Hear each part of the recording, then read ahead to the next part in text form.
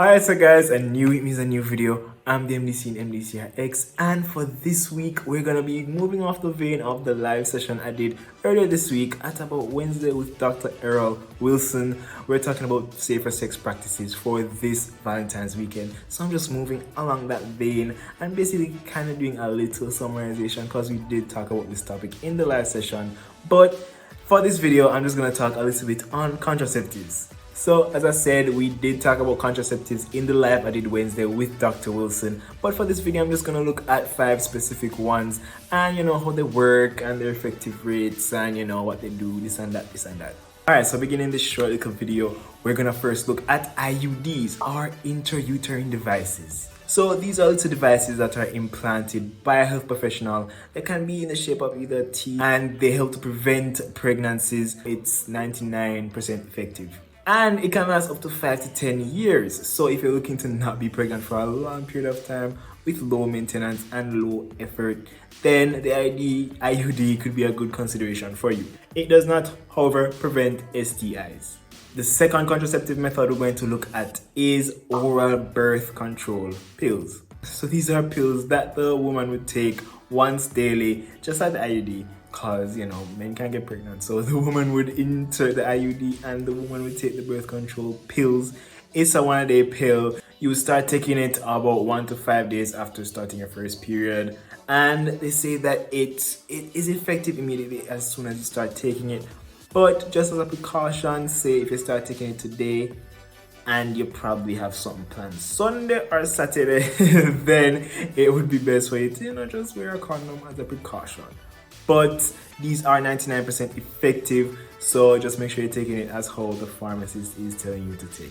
These again do not prevent STIs, sexual transmitted infections. The third one we're going to be looking at is the diaphragm with spermicide. Now the thing about the diaphragm is it is pretty effective, but it's even more effective with spermicide. Spermicide is basically a product like a cream, a consistence that the woman would squeeze into the vaginal cavity while the diaphragm is resting on the cervix to prevent any sperm or semen entering the cervix. And the spermicide, however, on the outside will be acting to kill the sperm. The diaphragm is one of what we call the barrier methods. However, this barrier method does not help to prevent STIs. The fourth one we're going to look at is vasectomy and tubaligation. So basically getting your tubes tied for either party.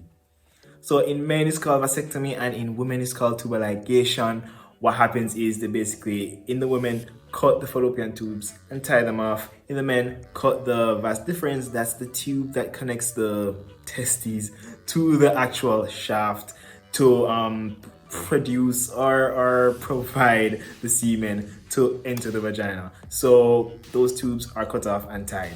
Now this is a little over 99% effective, but there are some extremely rare cases where there might be a little issue with the surgery to cause the female to end up getting pregnant. The last one we're going to look at is the good old condom. So this one is just the mainstay. This one protects against pregnancy and STIs.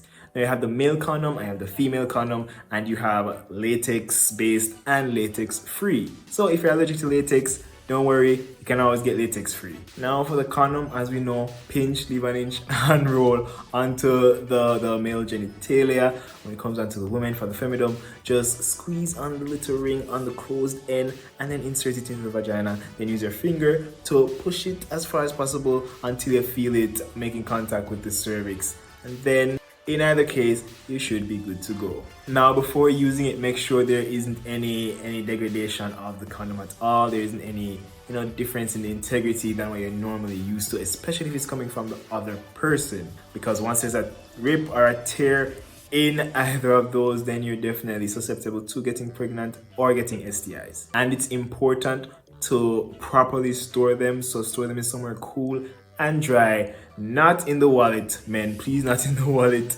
In the woman, don't put it in the nightstand that the sun always lick every morning, but keep it in a nice cool, maybe a nice cool cupboard. And very important to always use water-based lubrication with condoms, because oil-based can break down the chemicals that make up the plastic and so on, and then you can become pregnant or get an STI because of condom breakage.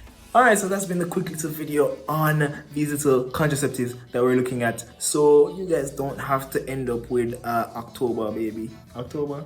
November? Wait.